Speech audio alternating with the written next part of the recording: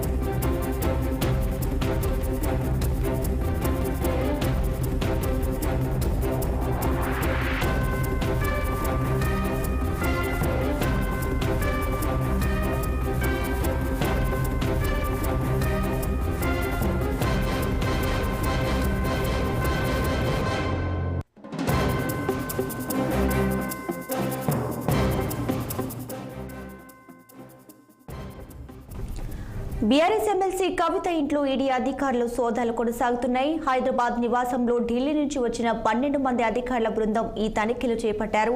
ఇక Delhi liquor scam కేసులో ED joint director నేతృత్వంలోనే ఈ సోదాలైతే కొనసాగుతున్నాయి. 4 టీంలుగా ఏకకాలంలో సెర్చ్ చేస్తున్నారు. కవితతో పాటు ఆమె భర్త వ్యాపార లావాదేవీలపై ఈడీ అధికారులు ఆరా తీస్తున్నారు. అయితే ముందుగా కవితతో పాటు ఆమె సహాయకుల ఫోన్లను స్వాధీనం చేసుకున్నారు. లోపల నుంచి బయటికి, బయట నుంచి లోపలికి ఎవరు వెళ్లకుండా జాగ్రత్తలు తీసుకున్నారు. మరోవైపు 3 గంటలుగా కొనసాగుతున్న సోదాలు రేపు ఉదయం వరకు కొనసాగే అవకాశం కూడా కనిపిస్తుంది. ప్రస్తుతం అయితే కవిత స్టేట్మెంట్ ను ఈడీ అధికారులు అయితే రికార్డ్ చేస్తున్నారు. ఇక మరిన్ని డీటెయిల్స్ మా బ్యూరో చీఫ్ రామ్ లైవ్ లో అందించడానికి సిద్ధంగా ఉన్నారు. రామ్, చెప్పండి, కవిత ఇంట్లో ఈడీ సోదాలు అయితే కొనసాగుతున్న నేపథ్యంలో ఆమె నివాసం వద్ద పరిస్థితి ఎలా ఉంది? డీటెయిల్స్ ఏంటి? ఏదైతే BRS party MLC Kalvakuntla Kavitha నివాసంలో మనం ప్రస్తుతం నివాసం వద్ద ఉన్నాము. ఇది కవిత నివాసము. ఈ కవిత నివాసంలో ఈరోజు మధ్యాహ్నం దాదాపు 2 గంటలకు పైగా ఈడీ ఐటీ అధికారులు సోదాలు నిర్వహిస్తున్నారు. అయితే ఇప్పటికే ఈ కవిత ఏదైతే ఢిల్లీ లిక్కర్ స్కామ్ కేసు నేపథ్యంలో ఈ ఐటీ ఈడీ సోదాలు కొనసాగుతున్నాయి. అయితే గతంలో ఏదైతే ఈ ఢిల్లీ మద్యం లిక్కర్ కేసు కుంభకోణంలో కవిత నిందితురాలుగా పేర్కొంటూ ఏదైతే సిబిఐ అధికారులు దాదాపు 15 నెలల క్రితం ఇదే నివాసంలో దాదాపు 7-8 గంటల పాటు విచారణ జరిపారు. ఆ విచారణలో సిబిఐ అధికారులు ఏం చెప్పారు ఏంటనేది మాత్రం సిబిఐ అధికారులు ఇప్పటివరకు అధికారికంగా ఎవరు కూడా చెప్పలేదు. ఆ తర్వాత ఏదైతే కవిత ఆర్థిక లావాదేవీలపై ఈడీ అధికారులు ఏదైతే ఆరాధించారో ఈడీ అధికారులు నోటీస్ ఇచ్చారో ఆ నోటీసును అందుకొని ఆమె ఢిల్లీలో ఈడీ విచారణకు కూడా హాజరైంది వరుసగా 2-3 రోజుల పాటు. ఆ సందర్భంగా అక్కడ ఉన్న ఆమెకు సంబంధించిన ఫోన్లను కానీ ఆమె వాడిన ఫోన్లన్నీ కూడా అక్కడ సబ్మిట్ చేసింది. ఆ తర్వాత మళ్ళీ ఫిబ్రవరి 26న వ్యక్తిగతంగా విచారణకు రావాలంటూ సిబిఐ అధికారులు నోటీస్ ఇచ్చారు గత ఫిబ్రవరి నెలలో. అయితే నేను వ్యక్తిగతంగా విచారణకు హాజరు కాలేను, నాకు 6 వారాల సమయం కావాలి, ఏదైనా ఎమర్జెన్సీ ఉంటే వర్చువల్ ద్వారా నేను ఈ విచారణకు హాజరవుతానని చెప్పి మళ్ళీ ఆమె మెయిల్ ద్వారా రిప్లై ఇచ్చింది. అయితే తాజాగా ఈ గత నెల 28వ తేదీన వైపు ఏదైతే ఈడీ అధికారులు ఇచ్చిన నోటీసుకు సవాల్ చేస్తూ ఆమె ఏదైతే సుప్రీంకోర్టులో కేసు వేసిందో గత నెల 28వ తేదీన విచారణ ఉంటే మళ్ళీ దాన్ని ఈ రోజుకు వాయిదా వేశారు. ఈరోజు సుప్రీంకోర్టులో ఉదయం కేసు విచారణ సాగింది. 1:30 గంటలకు ముగిసిన నేపథ్యంలో మళ్ళీ ఈ నెల 19వ తేదీకి కేసును వాయిదా వేయడం జరిగింది. అక్కడ సుప్రీంకోర్టులో కేసు విచారణ వాయిదా పడగానే కొద్దిసేపటికే ఇక్కడ హైదరాబాద్లోని తన నివాసంలో బంజారాహిల్స్లోని తన నివాసంలో ఈరోజు కవిత ఇంట్లో ఐటీ ఈడీ సోదాలు కూడా మొదలుపెట్టడం జరిగింది. దాదాపు ఢిల్లీ నుంచి 12 మంది అధికారుల బృందం ఒక 2-3 వెహికల్ వాహనాల్లో వచ్చి అధికారులు సోదాలు చేస్తారు. ప్రస్తుతం కవిత ఇంట్లో ఆమె భర్త అనిల్ కూడా ఉన్నారు. ఆమె భర్త వ్యాపార లావాదేవీలపై కూడా ఈడీ ఐటీ అధికారులు ఆరాధిస్తున్నట్టు తెలుస్తూ ఉంది. కొంతమంది హైకోర్టు న్యాయవాదులు కూడా ఇక్కడికి చేరుకున్నారు. అయితే లోపల ఏం జరుగుతుంది ఏంటి అనేది మాత్రం ఎక్కడ కూడా ఇప్పటివరకు పక్కా సమాచారం లేదు. అసలు ఎంతమంది వచ్చారు, ఏ విధమైన విచారణ చేస్తున్నారు, కీలక పత్రాలు ఏమి స్వాధీనం చేసుకున్నారు అనే దానిపైన మాత్రం మనం ఒకసారి చూడాలి. ఎందుకంటే 2022లో కవిత ఇంట్లో సిబిఐ విచారణ జరిపింది. అప్పుడు ఏం కీలక డాక్యుమెంట్లు స్వాధీనం చేసుకున్నారు, ఆ తర్వాత ఈడీ విచారణకు మళ్ళీ ఆమె ఢిల్లీలో హాజరైంది, అప్పుడు ఏమి సమాచారం రాబట్టారు, తాజాగా మళ్ళీ సిబిఐ నోటీసులు, తర్వాత మళ్ళీ సుప్రీంకోర్టులో విచారణ, ఇవన్నీ జరుగుతున్న పరిణామాల నేపథ్యంలోనే ఈరోజు మళ్ళీ 19వ తేదీకి కేసు వాయిదా పడింది. ఇప్పటికే ఈ కేసులో అప్రూవర్గా మాగుంట రాఘవ్తో పాటు గతంలో ఇదే కేసులో అప్రూవర్గా మారిన దినేష్ అరోరాతో పాటు గోరంట్ల బుచ్చిబాబు, అరుణ్ రామచంద్ర పిల్లై చేరుకున్నారు. కేసులో ఉన్నారు. వైపు శరత్ చంద్రారెడ్డి, మాగుంట శ్రీనివాస్, రాఘవ అందరూ కూడా ఢిల్లీ లేక మొత్తం సౌత్ గ్రూప్ లో కవిత కీలక పాత్రధారులుగా ఉందని చెప్పి తెలుస్తా ఉంది. వైపు రాజకీయంగా చూస్తే మాత్రం టీఆర్ఎస్ బీజేపీ విచారణల పేరుతో నోటీసుల పేరుతో కేవలం రాజకీయంగా ప్రజల దృష్టి మళ్చేందుకే ఈ వ్యవహారం నడుస్తుందని చెప్పి కాంగ్రెస్ నేతలు ఆరోపిస్తున్నారు. బీఆర్ఎస్ మాత్రం బీజేపీ కావాలని బీఆర్ఎస్ పార్టీపై కుట్ర పన్నే ఇలాంటి కేసులలో ఇరికిస్తుందని చెప్పి మరోవైపు బీఆర్ఎస్ ఆరోపించింది.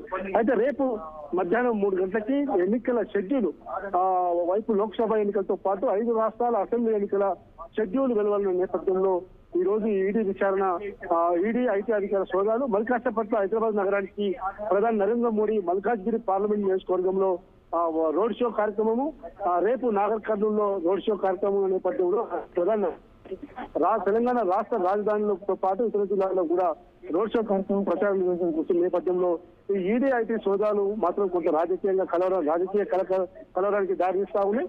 ఏదేమైనా బీఆర్ఎస్ పార్టీ ఈ రోజు ఎమ్మెల్సీ కల్వకుంట్ల కవిత నివాసం వద్ద మనం ఈ రోజు ఉన్నాము. ప్రస్తుతం అధికారులు కూడా లాయర్లు కూడా ఈ రోజు ఇక్కడికి వచ్చారు.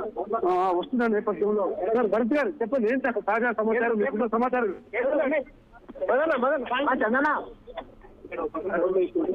చెప్పండి భరత్ గారు.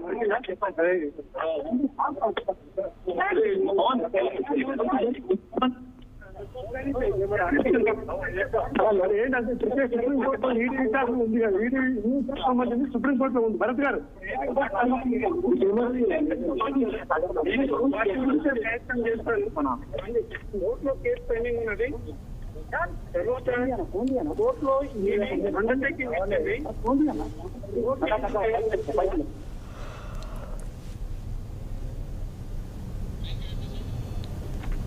Right, Ramu, thanks for the updates.